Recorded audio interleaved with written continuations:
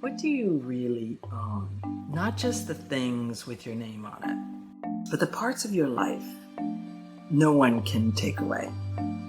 Today I'm sharing how buying a condo in New York City pushed me to wrestle with that question and the surprising spiritual lesson I found in the process. Welcome back to She Asked. I'm your host, Anna McBride, and I am so happy you're with me today. Today we're talking about the spiritual meaning of ownership. And to get there, I have to take you through one of the most exhausting and rewarding journeys I've been through recently. Buying a condo in New York City. So here we go. Just this past Friday, I closed on a condo here in New York City, and I'm so happy that this went all the way through. There were many times in this process, very arduous. Anyone who has bought anything in New York City knows what I'm talking about. It is not for the faint of heart. You have to really want to own in New York City. It's almost like a way to be tested. Like I'm going through something for a sorority membership. To get into this city and own something, you have to really want it. Everything from securing the loan, signing the contract, the walkthroughs, the fact that there's an attorney involved, and she made sure I dotted every I and crossed every T, which is great. She also wanted to make sure like we were doing everything the way she wanted, so she had great control in her personality. Then I had the loan agent that couldn't have been the more sweetest guy I've ever met, that literally wanted to hold my hand walking through the process. And then I had the real estate agent who wanted this to turn out because literally little over a year ago, I attempted to buy another condo in New York City and it didn't turn out. I even lost the deposit in the process. It was a bad deal. What I had to learn was from that first experience is what I didn't want to repeat. And I needed to learn how to ask for help. I needed to be honest about what I didn't know. I needed to be willing to be that vulnerable. And as somebody who grew up in a family that being vulnerable wasn't safe, didn't feel safe, as well as the fact that admitting what I didn't know was not promoted or encouraged, it wasn't natural for me. So I took the risk. I was like, I have this need for ownership. I'm not a renter, I'm an owner. I've owned 10 homes throughout my life, and I feel more secure in that capacity. Through the process of securing this apartment, always kept asking myself the question, what does it mean to own here? For me, like how important is it? Came out to be very important, clearly, because if I messed up, so to speak, or lost the first one, I wasn't willing to walk away and not do it again. That's how motivated I was to own. And so I kept going, and I kept sharing what I didn't know, and I kept asking questions, and I kept answering. If it was clearly I didn't know, I just said it. I didn't know. I probably said I didn't know more times through this whole process than I probably did my whole life. And I'm convinced that's why this worked out. Because I was willing to ask for help, and I was willing to admit what I didn't know. I arrived with an attitude of it's okay to ask for help. It's okay to not know. And it's really okay to go at a pace that's right for you. Because here's the thing about any purchases in New York City. They want you to move through it fast. And they want you to go at a pace that seems to be the energy of the city, which is really fast. And I'm not that fast. I like to move a little slower, particularly when I'm coming to a decision and purchasing. I want to make sure I'm moving at a pace that's right for me. And that was also the other thing that contributed to that first bad experience, was that I attempted to go faster than I really could handle. And I don't make good decisions quickly. I make better decisions when I allow myself the time necessary to arrive there. And so I think this is why it also worked out. When I finally had the keys in my hand, I felt relief, pride, and also curiosity. The quiet question rose up inside me: what do I actually own? Not just the deed, not just the square footage. What do I really own in this life of mine? So that's what we're going to be exploring today in this episode. And I want to lean on a quote from one of my favorite authors and sociologists, Brene Brown, from her book,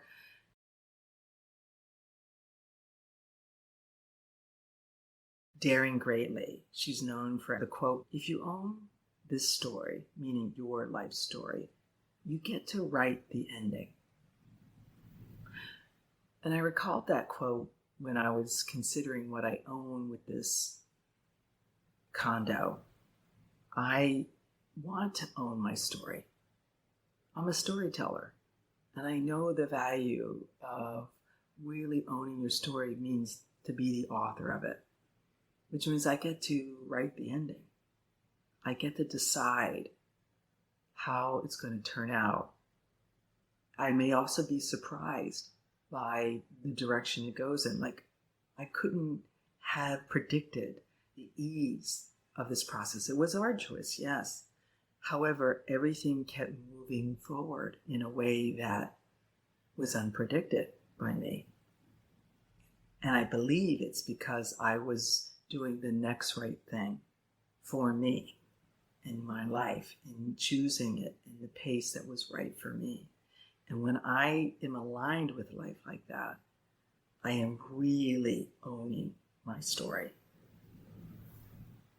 Owning my condo taught me something about owning my story. Just like in real estate, it's not always easy. Sometimes the process feels endless, and sometimes you want to walk away. Literally, I wanted to walk away many times in this process. However, I didn't. And there were many times in my life that I wanted to walk away, and I didn't. I stayed in. I didn't give up. But when you commit to owning it, even the messy parts of your life, your story, you give yourself the power to shape what comes out of it. What is your perspective? What is your attitude? What is your theme? So I want to talk about layers of ownership, because I think it's really going to help us take this to a bigger, wider context, this idea of ownership. Because I'm not talking about material things. The condo is material, right? All the furnishings in it are material. Yet the theme of it, the arc of it in my life and my story, now that is got a wider context. So there's this idea known as divine ownership.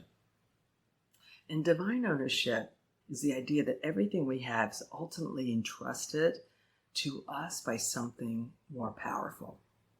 So if you have a belief system, as I do, in a power greater than yourself, in recovery we refer to it as a higher power. In certain spiritual practices, and you may call them God, Allah, universe, nature.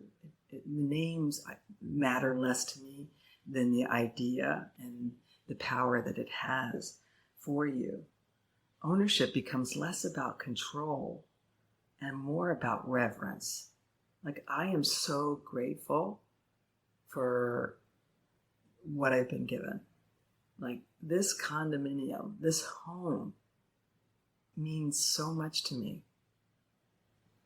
And the gratitude I have for all the characters that played a part in helping me secure it. The ones that were difficult and the ones that were supportive and everything in between. And I'm grateful for this power greater than me that attracted these characters to my story so that they could help me along the way in this chapter. Really quite something. Then there's this idea of stewardship. And stewardship is caring for something deeply without clinging to it. So we have different things that we can steward. Like for me, I'm a mother of 3 adult children. And when they were born to when they moved out to live their adult lives, I was stewarding them. Another word for that is parenting. And there are a lot of lessons that came from me from that role. Same thing when I work with clients in therapy and even in coaching. I'm stewarding them. I'm guiding them. I'm leading them. However, I'm not controlling them. I don't own them. I certainly don't own their choices, their behavior. And I always have to check myself because sometimes I get surprised by how people, particularly my children, even respond to me. I think it's going to be a certain one way and it ends up being something else. That stuff excites me when I don't even see the possibility. It just evolves because these two characters have come together or I'm stewarding. And the shift changes how we tend to our homes even. Like I have this condominium for now. I don't know how long I will steward it for, yet it will take care of me as much as I take care of it, I think. It's mutual. Right? It's like relationships. We bring something to it and we get something out of it. Then there's this idea of personal responsibility, owning our choices, our words, our energy, our thoughts, our commitments, right? That's harder to own. Responsibility requires courage, humility, and consistency. I have worked at owning my thoughts, my feelings, my actions for quite some time now, diligently for 7 years specifically. And I attend to myself. I account for what I do actively. And as a result, I can share like my personal relationships are strong. My relationship with myself is stronger. My trust in myself is growing constantly. And my connection to my place in not only relationships but life has grown. All through personal responsibility, because I love that word responsibility. It means the ability to respond. It's not about what's happening as much as it is how you respond to it. And that matters to me. Another idea of ownership is this question, as I brought up earlier, is what do we truly own? Beyond possessions, we own maybe our integrity, our commitments, our presence, our work, our voice, our willingness to keep learning. These can't be repossessed or sold. I think about that a lot because when I say something like, I want to own my life, that's really what I'm talking about. The things that are truly mine, meaning in my personality, in my ability to have action on, because I know through the work that I've been a part of in recovery, like the only thing I can control is me, my response to my life, my response to situations. And I want to keep growing in integrity, within integrity. I want to be aligned with my values. I want to be aligned with my spiritual connection. I really want to be aligned with life. That's a big part of ownership for me. And then I want to throw out the idea of attachment and the ego. Because we hear ego say things like, I am what I own. Or what we own is what our possessions, our positions, our ideas of ourselves. And yet I know from the work I've done on myself that when I've been that attached to who I thought I was, life was always teaching me that's not it. You're not what you own. You're not who you think. You're not even your thoughts. I had to really back up to get a better idea, a healthier context of who I really am. Spirit says, I am how I show up for what I've been given. How I show up for what I've been given. Like, how grateful am I? How appreciative am I? How blessed do I see my life? For everything. Everything is here for me, not against me. And when I have that attitude of gratitude, my life is the better for it. Detachment, in other words, doesn't mean that we stop caring. It means we remember we are more than our possessions. We are. I don't own anything. At best, I steward it for a bit of time. Like this dress I'm wearing, I own it now. In probably a month or two, or maybe 6 months, I'll donate it. And someone else will steward it.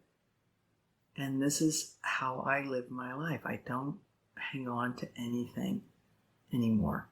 Because life is always telling me, the longer I cling, the harder I grasp, this stuff is elusive.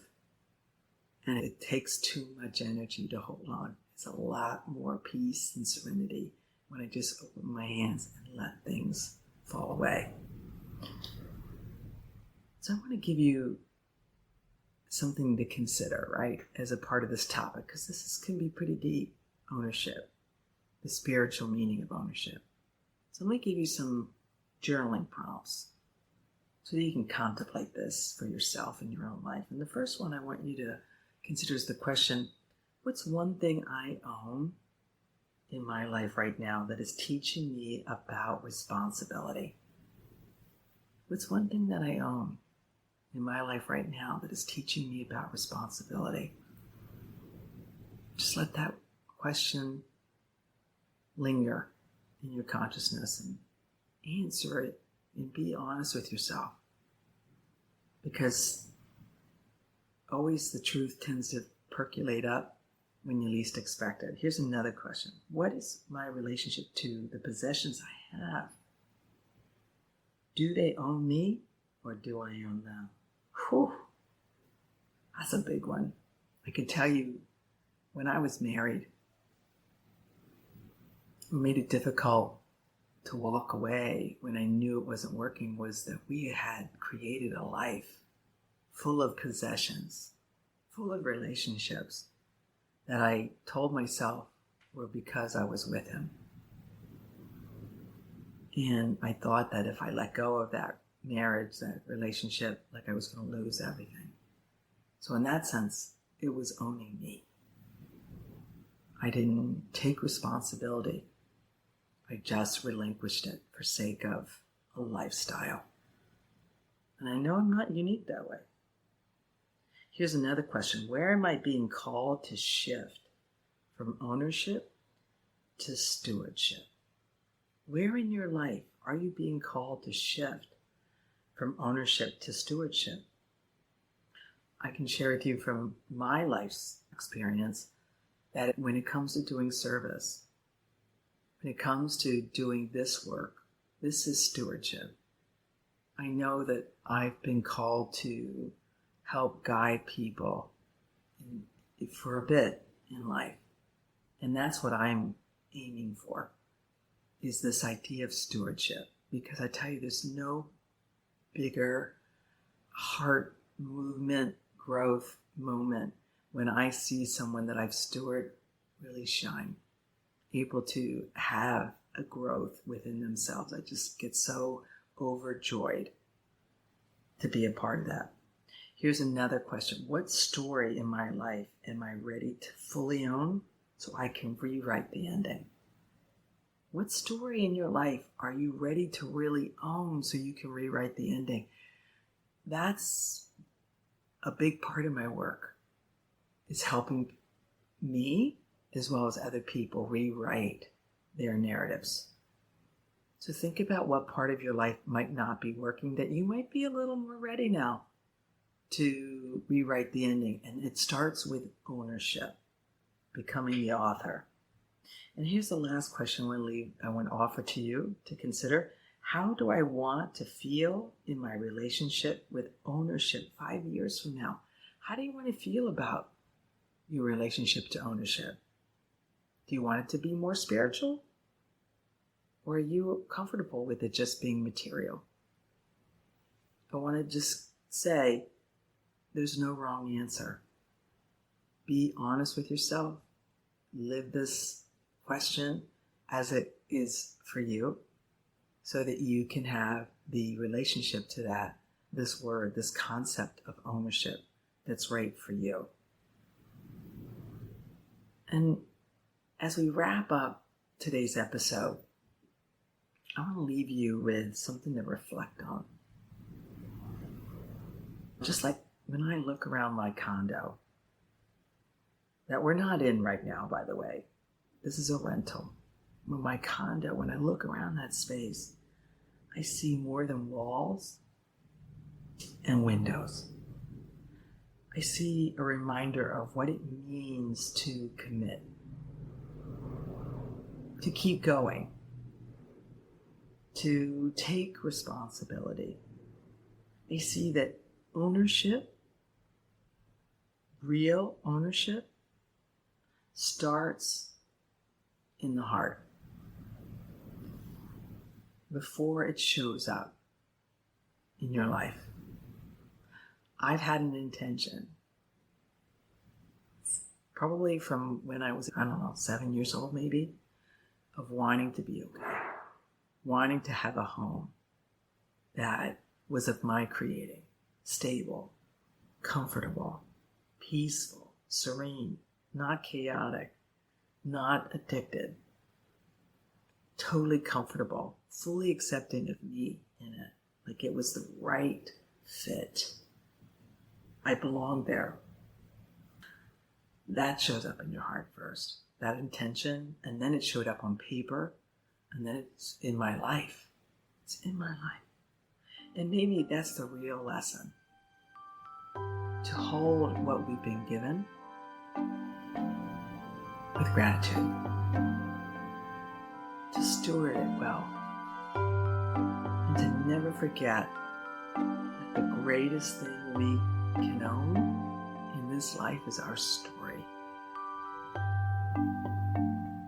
Thank you for joining me today for this episode of She Asked, where healing meets practical hope. I have been your host, Anna McBride, and until soon,